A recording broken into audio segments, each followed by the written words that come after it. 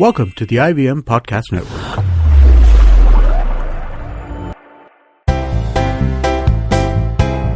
You're listening to Keeping It Queer with Naveen Narona.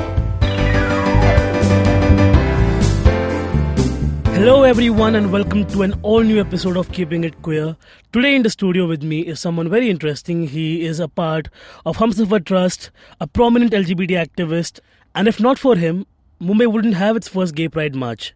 Who is this guy? Well, his name is Vivek Patil and let's find out about him. Hi Vivek, welcome to the show. Thank you very much. आपकी life की शुरुआत कहाँ से हुई हमें बताइए. मेरा नाम विवेक पाटिल है और मैं वैसे में रहता हूँ. जब मैं छोटा सा था तब से मेरा जो अट्रैक्शन है वो लड़कों की तरफ था. अभी अट्रैक्शन लड़कों की तरफ क्यों था ये भी मुझे पता नहीं था, लेकिन हाँ मुझे लड़के अच्छे लगते थे. जबकि मेरे दोस्त हमेशा लड़की की तरफ अट्रैक्ट होते थे. मैं भी नाटक करता था कि चलो मुझे भी लड़की अच्छी लग रही है लड़कियों की फीलिंग से, लेकिन कितना भी प्रैक्टिस करूँ कितना भी मैं ये करूँ फिर भी मेरा अट्रैक्शन लड़की की तरफ जाती है उस तरफ ही जाती ही नहीं थी. मतलब लड़की की फीलिंग्स आती नहीं थी मेरे दिल में, जो कि बहुत ही वैलिड रीजन है कि हमें बाकी लोग को देखकर वैसा बनना पड़ता है कि अगर वो लड़कियों को ताक रहे तो हमें भी ताकना पड़ता है ताकि उनके साथ हम भी मतलब मैं अलग हूँ ऐसा उनको दिखाना नहीं चाहता था. मैं भी आपकी तरह हूँ, लेकिन कहीं अंदर से मैं कोसता भी था कि ये अलग सा चेंज क्यों मेरे में, जबकि सबको लड़के अच्छे लगते हैं मुझे लड़का क्यों अच्छा लगता है. और उस वक्त ना ही कोई सेक्सुअल एजुकेशन था ना ही कोई काउंसलर था जो सेक्स के बारे में मुझे थोड़ा सा इन्फॉर्मेशन दे दे या थोड़ा सा गाइडेंस करे. कुछ भी नहीं था. तो मैं टोटल ब्लैंक था. और हमारे कल्चर में लिखा गया है कि अगर मर्द है तो मर्द की तरह बर्ताव करे, अगर औरत है तो औरत की तरह बर्ताव करे. लेकिन कोई लड़का अगर लड़की की तरह बर्ताव करता है, लड़की की तरह चलता है, लड़की की तरह फीलिंग्स रखता है तो लोग उसको बहुत कोसते हैं, बहुत हेट करते, नफरत करते हैं, उसको फिर ताने देते हैं. मेरा भी कुछ ऐसे ही हुआ था. जब मैं बचपन में लड़कियों की तरह चलता था या लड़कियों की तरह बातें करता था तब लोग मुझे बहुत हंसते थे, बहुत कोसते थे, मुझे मारते थे.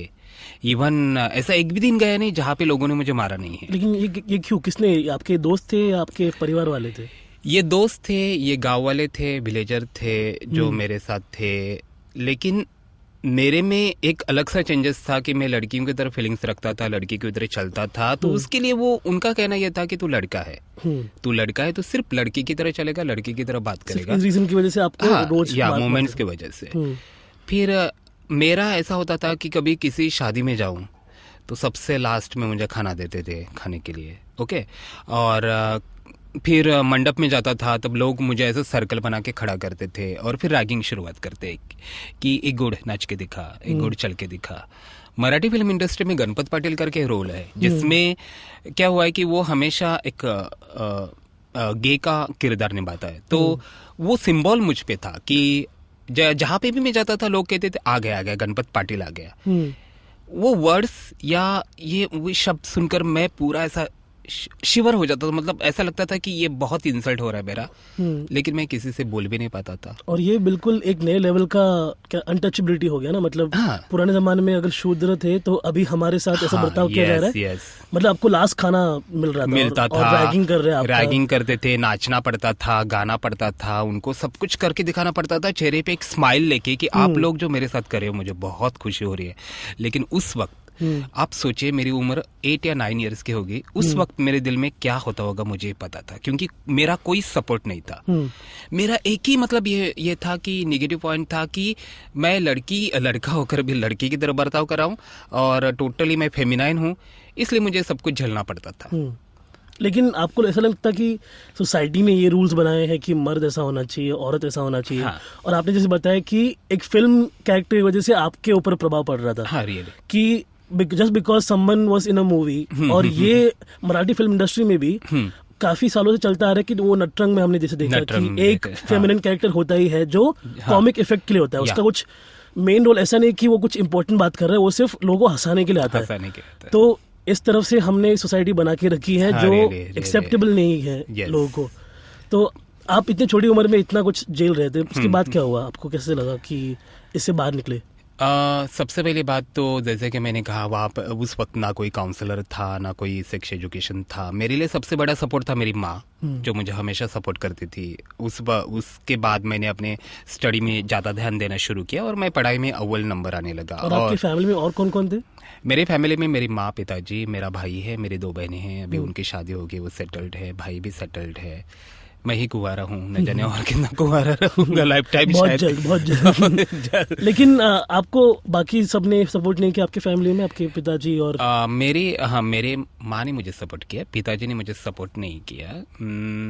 मतलब वो जानते थे, मेरे फैमिली वाले भी जानते थे, लेकिन कुछ बोल नहीं पाते थे। तो आपको बहुत घुटन हुआ रहेगा अंदर से ना? घुटन मतलब मैं हमेशा सुसाइड करने की कोशिश करता था कि मैं कुछ अलग हूँ, भगवान ने मुझे ऐसा क्यों बनाया, सबसे पहली बात तो।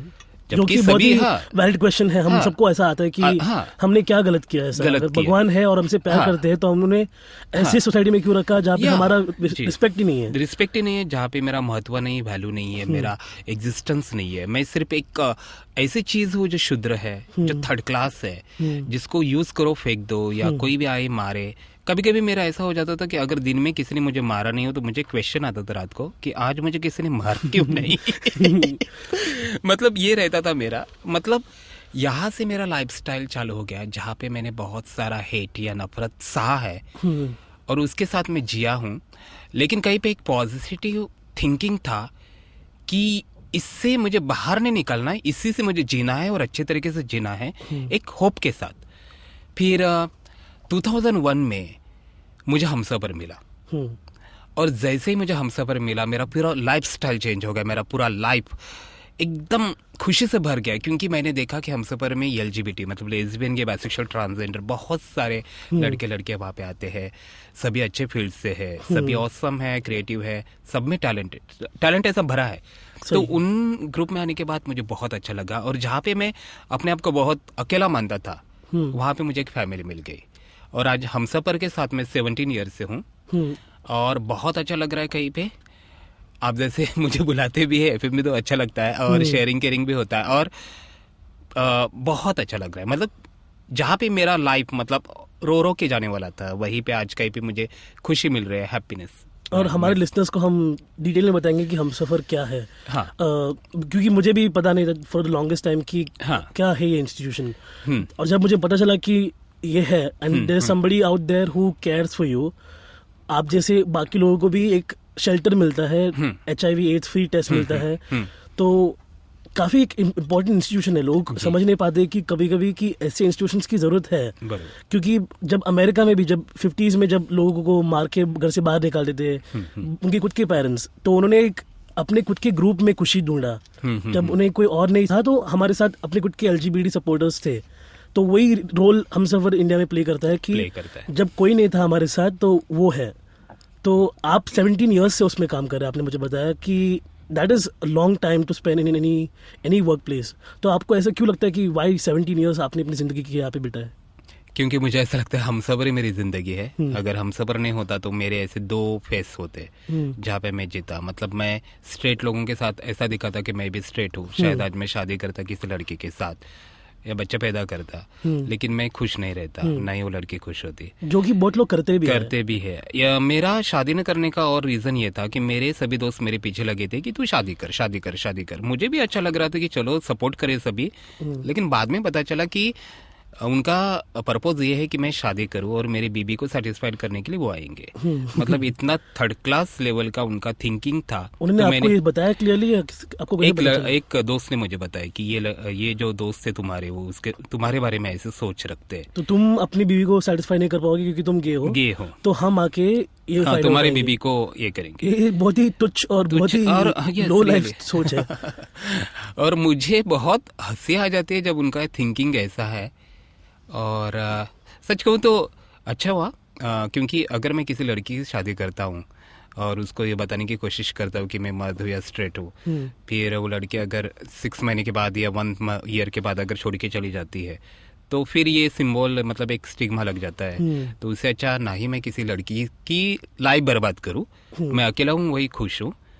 और पता नहीं आगे क्या लाइफ टाइम क्या है, लेकिन अभी तो मैं खुश हूँ क्योंकि मैंने किसी लड़की को ऐसा चीटिंग नहीं किया कि मैं स्ट्रेट हूँ और आपके साथ शादी करा। ओके, तो Vicky will take a small break now and after this will find out कि आपने कैसे अपने होमोसेक्सुअलिटी को एक्सप्लोर किया और कैसे आप एक्टिविज्म में घुसे। We are on keeping it queer and Vicky is here with us. Hey guys, this is Malika Singhania, co-founder of the blog Stylogram, where we cover trends, fashion forecasts, celebrity style, tips and tricks, and lots more cool stuff. So tune in every Thursday to the Stylogram podcast, your weekly style telegram, giving you the latest fashion and beauty stories that are relevant to you. You can also subscribe to our show on iTunes, SoundCloud, Audio Boom, or any other local podcast app. See you soon. Alright, we're back on Keeping It Queer, and here in the studio with us we have Vicky Patil. We just learned about how you had a very troubled childhood. आपका बचपन में आपको काफ़ी लोगों ने कोसा, आपको insult किया, रैग किया, और आपके मॉम ही थे जो आपके साथ सपोर्टिव थे. तो उसके बाद आपने उनको पहले बताया कि कैसे था आपका जर्नी? या सबसे पहले मैंने धीरे धीरे बात करना शुरू किया मेरी माँ से, मेरे पेरेंट्स से कि मैं गे हूँ. उनको ये बताया कि भले कोई भी लड़की कितनी भी खूबसूरत हो, मेरे सामने मुझे कोई फीलिंग्स नहीं उसकी. ठीक है, ये बात बताने के बाद माँ थोड़ी सी शॉक हो गई, पिताजी भी थोड़े शॉक हो गए, लेकिन कहीं पे उनको अच्छा भी लगा कि मैं सच बोल रहा हूँ. ठीक है, फिर उनको मैंने अपने हमारे हमसफर के बारे में कहा, हमसफर ट्रस्ट दिखाया, तो उनको भी बहुत अच्छा लगा. तो वो बस एक स्मॉल विलेज से है. हाँ, स्मॉल विलेज. तो उनको तो बिल्कुल ही मतलब वो कॉन्सेप्ट समझता ही नहीं काफी लोगों को. बिल्कुल नहीं, क्योंकि एजुकेटेड इंडिया में भी लोगों को समझता नहीं है. हाँ. तो रूरल इंडिया में तो काफी ज्यादा प्रॉब्लम होता होगा. तो उनको उन्होंने कैसे डील किया इस बात के साथ? मेरे ख्याल से मेरी माँ अभी तक इतना कंफर्टेबल है कि माँ मुझे बोलती भी है, चलो अच्छा हुआ बेटा कि तूने अपने बारे में मुझे सच बताया, नहीं तो आगे भी न जाने क्या होता. मतलब प्रॉब्लम्स क्रिएट होने वाले थे. वो बड़े प्रॉब्लम्स क्रिएट होने से अच्छा कि अभी हम यहाँ पे रुक गए, ये सबसे बड़ी बात है. ठीक है, क्योंकि आम जनता को लगता है कि गे का मतलब है जिसके दिमाग में 24 आवर सेक्स भरा रहता है, जो लोकल ट्रेन में पकड़ता रहता है, जिसको सिर्फ सेक्स चाहिए रहता है, ना उसमें इंसानियत होती है ना कुछ फीलिंग्स. लेकिन ऐसा कुछ नहीं है. हम भी किसी के बेटे हैं, हम भी किसी के भाई है, और हमारे भी वही फीलिंग्स है जो आप सबके हैं. हम भी किसी के आशिक है श्योर. और हमारे ऊपर तो दो सींग नहीं है, और ऐसा कुछ भी नहीं है जिससे हम आपसे अलग है. हम भी तो आप ही के हैं. मैंने हमारे भी मतलब वही कुदरत ने बनाया है. इसके लिए मैं एग्जांपल देना चाहूंगा कि कुछ बातें ऐसी रहती है जहाँ पे लोग मानते नहीं है. लेकिन अगर मैं ये कहूँ कि एक क्लास में सपोज 100 स्टूडेंट है, उसमें से 99 अगर राइट हैंड से लिखता है, तो कोई एक लड़का लेफ्ट हैंड से भी लिखता है. तो उसका जो लेफ्ट हैंड से लिखना है, ये किसी ने कहा नहीं उसको कि तू लेफ्ट हैंड से लिख. उसके हाथ पे कितना भी फटका मारे या उसका हैबिट कितना भी चेंज करने की कोशिश करे, लेकिन वो लेफ्ट हैंड से लिखता है. उसी तरह से 100 में से 99 अगर स्ट्रेट है, तो कोई एक लड़का गे हो सकता है, होमोसेक्सुअल हो सकता है, या वो लेस्बियन हो सकती है. लेकिन सच्चाई में ऑड्स काफी अलग है. बोलते हैं 10 लोगों में एक बंदा गे होता है. श्योर, मतलब, अच्छी बात है ना. ये तो बहुत औसम है. चलो, हमारे लिए लोग हमारे बढ़ गए, मतलब पता नहीं. लेकिन हाँ, अभी तो लगता है कि इट्स ओके. लेकिन एक तो बात सही है कि 20 ईयर्स पहले जिस तरह से सिचुएशन था उस तरह से अब नहीं है. अब लोग हमें सपोर्ट करने लगे हैं. मेन स्ट्रीम में आ गए. मेन स्ट्रीम में आ गए हैं. तो जब आप जवान थे और आपने अपने पेरेंट्स को बताया नहीं था, अब उसके पहले से हम सफर के साथ थे? हाँ, उससे पहले मैं 2001 में मेरी ईयर रह गई. मतलब मैं 25 ईयर्स का था. उसके बाद मेरी शादी के बारे में बहुत फोर्स होने लगा. तो आफ्टर 5 ईयर्स मैंने धीरे धीरे करके बताया. 30 ईयर्स तक मैंने अपने बारे में सब कुछ बताया, क्योंकि मुझे बताना जरूरी था. मुझे कुछ भी छुपा के रखूं. और ये एक बहुत ही इम्पोर्टेंट बात है हमारे इंडियन पेरेंट्स के लिए कि झटका ना दे उनको. क्योंकि जैसे मैंने कहा कि रूरल एरियाज में वो कहाँ से बड़े पले हैं, उनको वो सब आइडिया तो बिल्कुल है ही नहीं. उन्होंने जो देखा है मूवीज में, वो जो आप जैसे बोल रहे थे कि जो पैटल का कैरेक्टर था, उनके लिए वही दिमाग में था. तो जब उनके खुद के बच्चे अगर उनको बताते हैं, तो एक रूड शॉक नहीं होना चाहिए उनके लिए. उन्हें डिसेंसिटाइज करना चाहिए, धीरे धीरे बता के. फिर बाद में वो लोग एक्सेप्ट कर लेंगे. जैसे कि मेरे पेरेंट्स को भी 2 साल लगा वो समझने में, और मेरे फिर भी पेरेंट्स एजुकेटेड है जी. तो मैं समझ सकता हूँ कि कैसे होता है कुछ पेरेंट्स के लिए जिनको बिल्कुल आइडिया नहीं है, लेकिन उनको धीरे धीरे समझाना पड़ता है. और वो जरूरी है, क्योंकि वो बात ऐसी नहीं होनी चाहिए कि बच्चा अगर नहीं आप समझ नहीं पाए अपने बच्चे को तो सुसाइड कर लेगा. आपका भी एक लेवल का रिस्पॉन्सिबिलिटी है कि आप भी आगे बढ़े, अपना ऑलिव ब्रांच बढ़ाए, बच्चा भी उस तरफ से समझ पाए कि हाँ, मेरे पेरेंट्स कम से कम मुझे नहीं टोकेंगे, कम से कम वो सुनेंगे मेरी बात और मुझे चांस देंगे. तो वो बहुत जरूरी है. तो आपके पेरेंट्स ने वो किया, तो बहुत ही अच्छी बात है. तो बाद में आपने हमसफर के साथ अपना रोल चालू किया. यस. और आपने क्या क्या मेन एक्टिविटीज चालू किए हमसफर के साथ? पुलिस सेंसिटाइजेशन इसलिए क्योंकि पुलिसों को एलजीबीटी कम्युनिटी के बारे में बहुत कम जानकारी रहती है। तो हम पुलिस स्टेशन, मुंबई के जो भी पुलिस स्टेशन है वहाँ पे मैं जाता था और पुलिसों से मिलके उनको एलजीबीटी कम्युनिटी के बारे में टोटली जानकारी देता था। तो जैसे कि हमारा एग्जिस्टेंस होना चाहिए, तो पुलिस के बारे में मैं कहना चाहूँगा कि पुलिस बहुत अच्छे रहते हैं, बहुत कोऑपरेटिव रहते हैं। इन 17 ईयर्स में मैंने 5000 पुलिसों के साथ इंटरेक्शन किया है। 5000 यस लेकिन कहीं पे भी एक भी पुलिस ऐसा नहीं मिला जिसने मुझे कभी निगेटिव बोला हो या मेरा इंसल्ट किया हो। पुलिसों को मैं सैल्यूट करता हूँ, मुंबई पुलिस को, कि वो बहुत अच्छे हैं, हमें बहुत अच्छे सपोर्ट करते हैं और हमारे साथ बहुत अच्छा मतलब एक रिश्ता बना के रखते हैं, जो कि हमारे प्राइड मार्चेस में भी वेरी विजिबल है। जो वो भी आते हैं, हमारे साथ रहते हैं और कुछ लोग सेल्फी खिंचवाते हैं पुलिस ऑफिसर्स के साथ, वो भी डांस करते हैं। काफी प्यारा लगता है कि ये हमारे प्रोटेक्टर्स हैं और ये हमारे साथ है। और आई थिंक वो जरूरी भी है क्योंकि जिस कंट्री में सेक्शन 377 एग्जिस्ट करता है, जहाँ पे लोग जाके बोल सकते हैं कि हाँ ये 2 जन गे लोग हैं, उनको अरेस्ट कर लो। तो एज अ पुलिस ऑफिसर आपको भी पता होना चाहिए कि रूल्स क्या है, रेगुलेशंस क्या है, और उनको सिर्फ गे होने के लिए अरेस्ट नहीं कर सकते हम लोग। बराबर है। तो आपने वो सब चालू किया, ग्राउंड वर्क बेसिकली, और आपने परमिशंस भी लिया प्राइड मार्च के लिए। प्राइड की अभी बात है तो 2005 के एक किस्सा मैं आपको सुनाऊंगा जो बहुत इंटरेस्टिंग है। 2005 में जब हमारा फ्लोरा फाउंटेन में मार्च होने वाला था, तो उस वक्त हमने 99 हमारा प्रिपरेशन हो चुका था, हमने प्लकार्ड्स बनाए थे, हमने सब एडवर्टाइज की थी और one of the first marches in India, first March in India. 2005 की बात है। 2005 में 2 दिन सिर्फ मार्च के लिए बाकी थे और अचानक पुलिस कमिश्नर से हमें लेटर आया कि आप ये मार्च नहीं कर सकते, आपका जो परमिशन है वो रिजेक्ट हो गया है। सब ऐसे सैड हो गए क्योंकि सब में एक स्पिरिट था, अचानक वो परमिशन नहीं मिलने की वजह से सब सैड हो गए। न जाने मुझ में कितना उस वक्त क्या पावर आ गई। मैं वही लेटर लेके फिर दूसरे दिन पुलिस कमिश्नर के पास गया। पुलिस कमिश्नर के पास मतलब वहाँ उस जाने के बाद कोई मुझे पुलिस कमिश्नर से नहीं मिलने दे रहा था। मैंने बहुत सारा रिक्वेस्ट किया, फिर एक ने कहा कि जाओ अंदर, लेकिन सिर्फ तुम्हें 5 मिनट देंगे, उसके बाद तुम बाहर आ जाना, ठीक है। कितने देर रुके थे? मैं 3 घंटा रुका था, टोटल 3 आवर्स। उसके बाद मुझे अंदर छोड़ा। अंदर जाने के बाद मैंने देखा तो पुलिस कमिश्नर बैठा था, उसके राइट हैंड में एक बैठे थे और से उसके लेफ्ट हैंड में एक बैठे थे। पुलिस कमिश्नर एकदम शेर की तरह ऐसी दाढ़ी मुझे बड़े हुए सरदार जी थे, बैठे थे। मैं उनको देखकर थोड़ा सा शॉक हो गया, मतलब थोड़ा सा क्या बोलते डर गया था। मैंने बात करना चालू किया और धीरे धीरे बात करना चालू किया। वो मुझ पर चिल्लाए, स्पीक लाउडली। और जैसे वो स्पीक लाउडली बोले, मैं स्पीक लाउडली जोर से फिर बात करने लगा कि मैं हमसफर ट्रस्ट से हूँ, ये हम HIV एड्स के लिए काम करते हैं, पुलिसों के साथ काम करते हैं। तो उन्होंने मुझे निगलेक्ट किया, बोले कि क्या आप काम करते हो HIV एड्स के बारे में, हमारे स्टाफ को तो पूरा पता है कि क्या HIV है, क्या एड्स है। तो मैंने कहा सर ऐसा नहीं है, किसी को पता भी नहीं होता। तो बोलते नहीं नहीं हमें सब कुछ पता है। तो मैंने कहा कि चलेगा। तो हम उस वक्त हमारे मतलब मेरे पर्स में उस वक्त बैग में कॉन्डम के पैकेट रहते थे, जो मस्ती कॉन्डम के पैकेट रहते थे। तो मैंने उनको देकर कहा कि आपको सब कुछ पता है तो आप मुझे प्लीज कॉन्डम किस तरह से लगाना है इसके बारे में बता सकते हो। और ये पुलिस कमिश्नर, हाँ कमिश्नर के पास जिन्होंने आपके बॉडी चिल्ला के हो गया, बॉडी फटे हुए। और मैंने बैग में से डिल्डो निकाला और उनके टेबल पे रखा और मस्ती के पैकेट्स रखे। उन्होंने वो कॉन्डम लिया तो सही हाथ में, लेकिन जैसे वो डिल्डो के ऊपर लगाना जैसे स्टार्ट कर रहे थे, उनका हाथ ऐसा शिवर हो रहा था, कांप रहा था कर कर कर कर कर कर। और मैं देखकर हंस गया कि देखिए सर ऐसा होता है कि हम किसी चीज के बारे में बोलते हैं कि हमें तो सब कुछ पता है, लेकिन अंदर से कुछ भी नहीं पता होता। तो इस तरह से, और वो एक्सेप्ट करना ही बहुत बड़ी चीज होती है कि हम खुद इतने। लेकिन मैं अभी तक सोच रहा हूँ कि पुलिस कमिश्नर की डेस्क पे डिल्डो और कॉन्डम्स। हाँ मैंने और फिर उसके बाद उन्होंने मान लिया कि उनको पता नहीं कि किस तरह से मतलब ये करना है। फिर उन्होंने उनको हाथ कांप रहे, तो रियली हाथ कांप रहे थे उनके। और उस वक्त मैंने उनको सही the right way to use condom, सही तरीके से किस तरह से कॉन्डम लगाना इसके बारे में उनको इन्फॉर्मेशन दिया। आई सैल्यूट यू।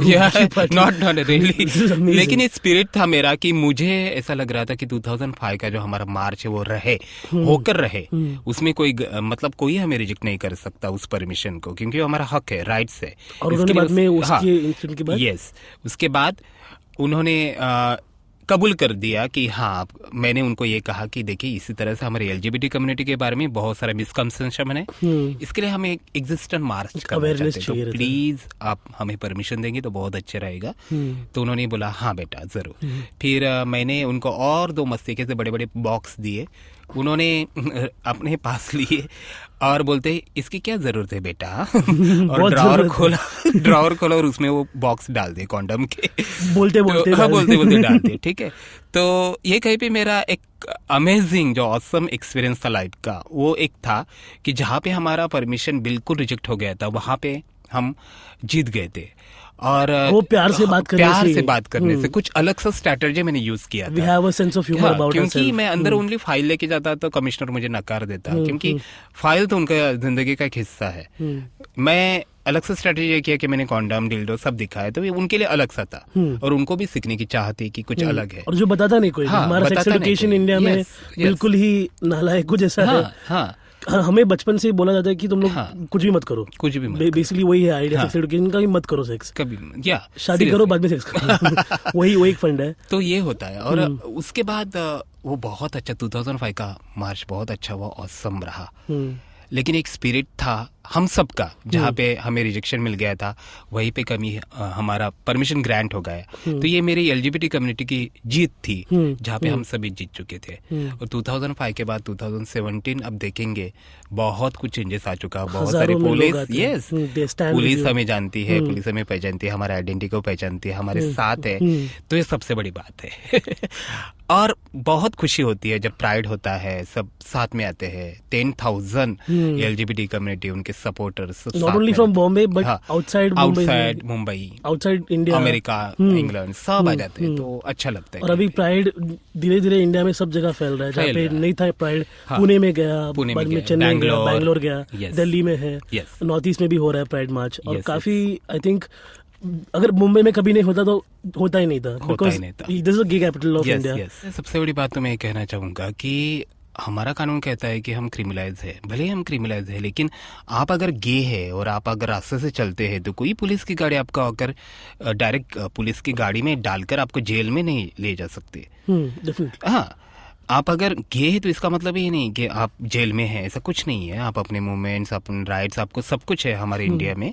लेकिन आप अगर किसी के साथ एनल सेक्स करते हैं और किसी ने उसका वीडियो बनाया और जाकर पुलिस स्टेशन में दिखाया कि देखे जो कि इंसान हमारे बाजू में रहता है और ये इस तरह से सेक्स, अननेचुरल सेक्स करता है, तो आपको पनिशमेंट होने की संभावना होती है। लेकिन ये बहुत रेयर है। तो कहीं पे केयर रहे कि आप अपने आप को कितना ओहर मतलब ये करते हैं, वो आप पर डिपेंड है। 4 दीवारों के भीतर अगर आप प्यार या लम्हे के साथ जीते हैं तो वो आपकी मतलब खुद की ये है, आपको ना तो नहीं है, लेकिन फिर भी केयर रखे।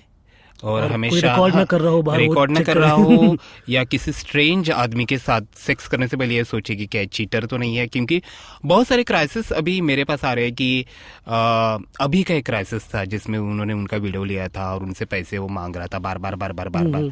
फिर वो तंग आकर फिर हमारे पास आ गया और हमने फिर उनको सपोर्ट दिया, पुलिस ने भी अच्छा सपोर्ट दिया और जो ब्लैकमेल कर रहा था उसको थोड़ा पनिशमेंट दिया, तो वो अच्छा लगा कहीं पे। तो आप लीगल एडवाइस भी देते हैं इन चीजों में? यस, तो हमारा एडवोकेसी डिपार्टमेंट है जिसमें हम सब स्टाफ है और टोटली ऑल ओवर हम प्लानिंग करने हमारे जो भी टारगेट है वो अचीव करते हैं। साथ साथ प्लानिंग के साथ एक जबरदस्त एक सक्सेसफुल हासिल होता है।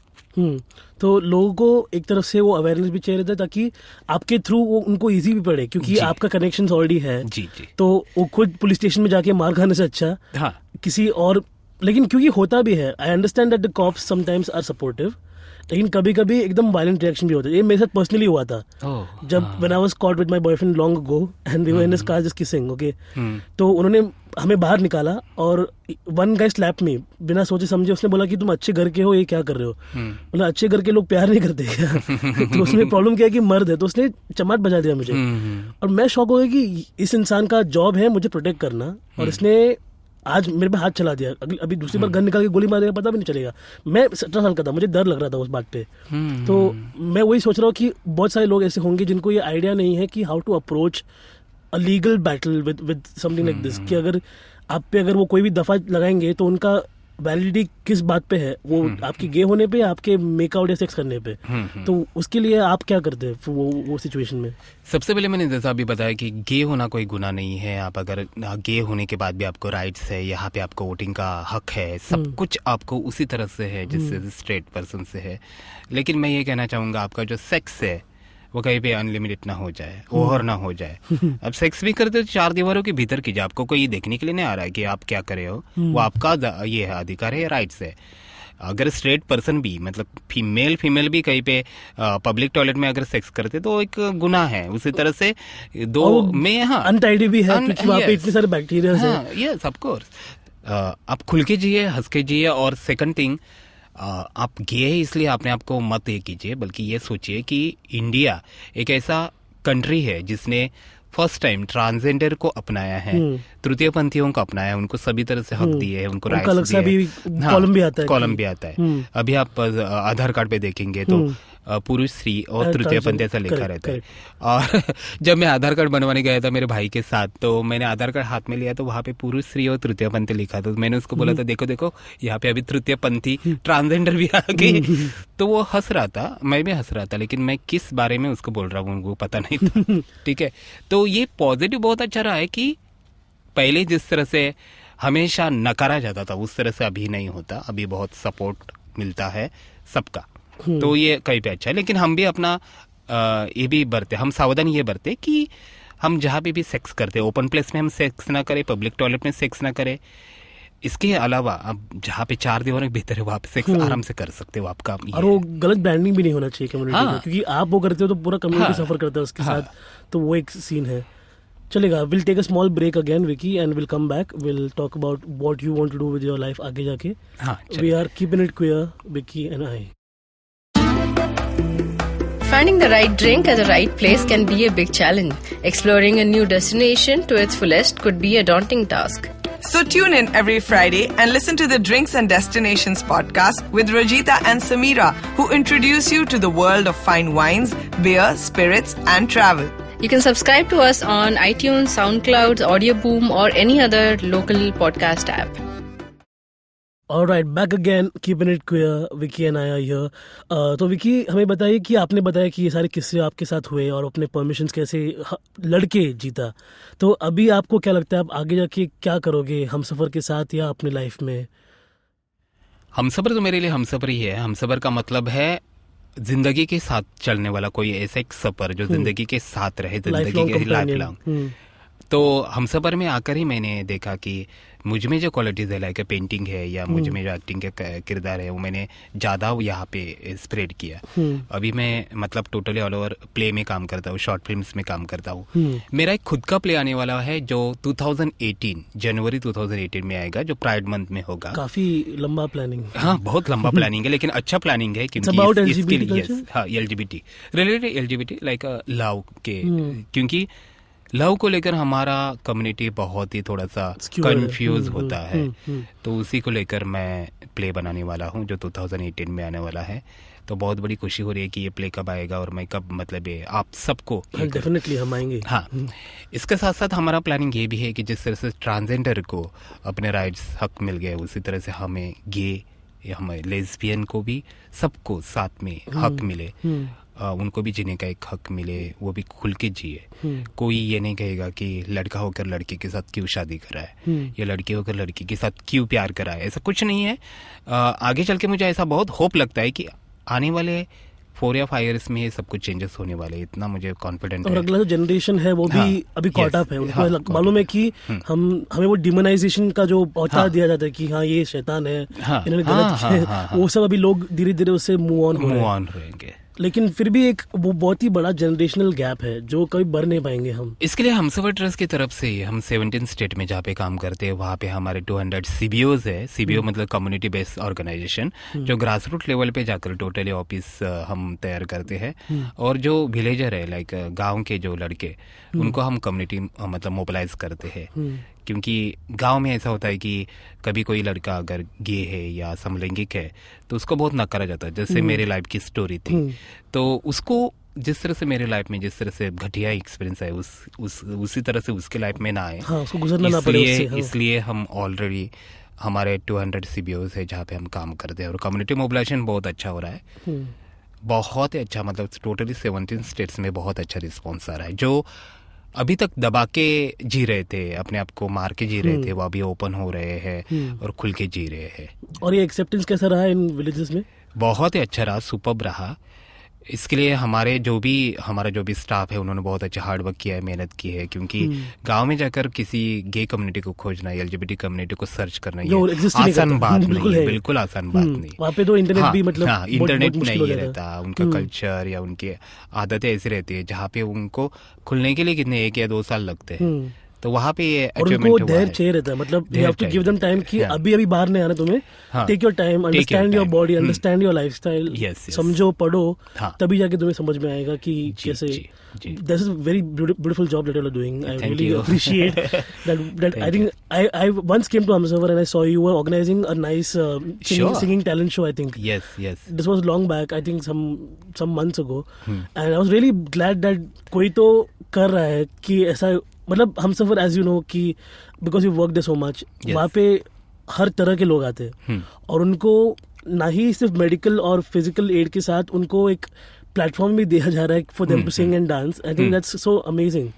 तो व्हेन डिड दिस स्टार्ट, जब आपने टैलेंट्स और सब एक्सप्लोर करना चालू किया, कब हुआ ये सब?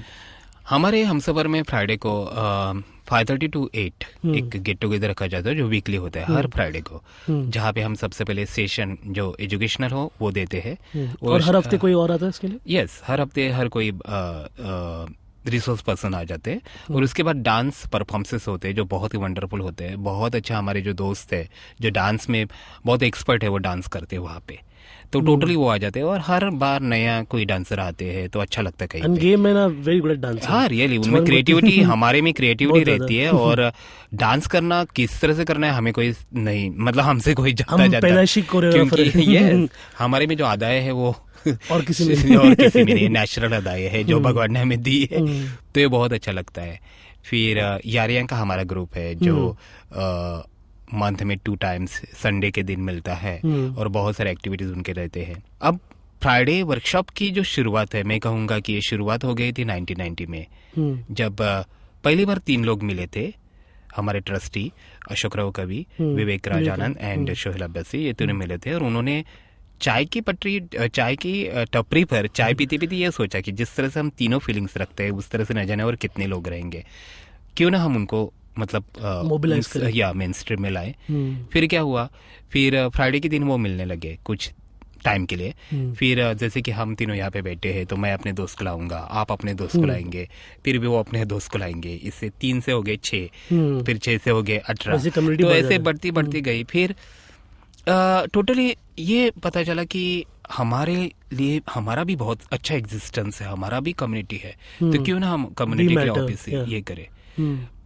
और उसके बाद जो स्ट्रगल चालू हुआ, 4 साल तक स्ट्रगल किया सरकार के साथ टोटली ऑल। फिर गवर्नमेंट ने हमें एक छोटा सा स्पेस दिया था कुछ 10 by 10 फीट का, जहाँ पे हमारा ऑफिस चालू हो गया था हमसफर का, और वहीं से शुरुआत हो गई थी। और आज जाके इंटरनेशनल, मतलब टोटली ऑल ओवर यहाँ के ब्रांचेस वगैरह है टोटली ऑल ओवर। तो इसकी भी शुरुआत जो हो गई थी पहले से, वो थी बॉम्बे दोस्त। बॉम्बे दोस्त एक ऐसा मैगजीन है जो इंडिया का पहला गे मैगजीन है, एलजीबीटी मैगजीन। और वो जब उसका पहला जब कॉपी 1990 में जब आया, ब्लैक एंड व्हाइट में था वो कॉपी, तब वो कॉफी आने के बाद और कहाँ बिकता था? ये स्टोर में जाता, रेलवे स्टॉल्स ये जाता था। वो लेने के बाद हमारे सर को टोटली दिन में 100-150 लेटर्स आने लगे, और उसके बाद पता चला कि हमारी कम्युनिटी कितनी छुपी हुई है और कितना बड़ा एग्जिस्टेंस है, अभी भी छुपी हुई है। तो टोटली वहां से फिर शुरुआत हो गई। फिर फ्राइडे वर्कशॉप, फ्राइडे के दिन हम सब मिलने लगे, वहां पे इकट्ठा होने लगे। फिर वहां से एक नीड हो गई कि हमारे कम्युनिटी के लिए भी एक ऑफिस होना चाहिए, और वहां से फिर शुरुआत करके आज आप देख सकते हैं हमसफर ट्रस्ट एक बहुत बड़ा ऑफिस है जो सांता क्रूज वाकुला में है। और जिसको भी अपनी हेल्थ के बारे में जानना है, हाँ, एडुकेट होना है इसके बारे में, वो वहाँ पे जाके पता कर सकते हैं। हमारा ऑफिस का हेल्पलाइन नंबर चाहे तो मैं दे देता हूँ, 02226738800। ये हेल्पलाइन नंबर है जहाँ पे आपको हेल्थ के बारे में एडवाइस मिल सकती है। आप अगर अपने आप को अलोन फील करें तो आपको काउंसलिंग मिल सकती है। अगर आपको HIV टेस्ट करना है तो आप हमारे ऑफिस में आकर फ्री ऑफ कॉस्ट वो कर सकते हैं। तो ये सब सर्विसेज पूरी तरह से फ्री है, इसके लिए कोई कॉस्ट नहीं है, जो हमारे कम्युनिटी के लिए special. So that's amazing. I think Vicky, I really appreciate आप जो कर रहे हैं। आपका हिस्ट्री जो है आपने इतना सहा है, लेकिन आप आज standing tall and you're actually answering back to society saying कि मैं ऐसा हूँ और मैं ऐसे ही जीऊंगा, आपको जो करना है कर लो. Yes. I think for that I need to shake your hand. Thank you. And thank you so much for coming on Keeping It Queer. Thank you. Really a great episode. I think really we learned a lot. क्योंकि हमें पता नहीं होता कि how जब pride मार्च होता है तो सब आ जाते हैं, लेकिन उसके पीछे जो परमिशन और उसके पीछे जो मुश्किल होती है लोगों को, और आपने कैसे 2005 से लेके आज तक ये किया है, उसके लिए काफ़ी महत्वपूर्ण आपका रोल रहा है. And I think you have been a very important figure in this spirit of LGBT community. And you are a fighter and you will always be. Thank you Vicky. Thank you very much, sir. Well, if you enjoyed the show, you can listen to more of it on any of the podcasting apps you like. You can look out for us on Audio Boom, Pocket Cast, Stitcher, Beyond Pod. But if you're looking for us on the iTunes India store, you might have a bit of a trouble finding us because of the language used on the show. So be sure to change your location and then listen to us. For now, it's me, Naveen Narona, signing off. Goodbye. Thank you so much. And please continue keeping it queer.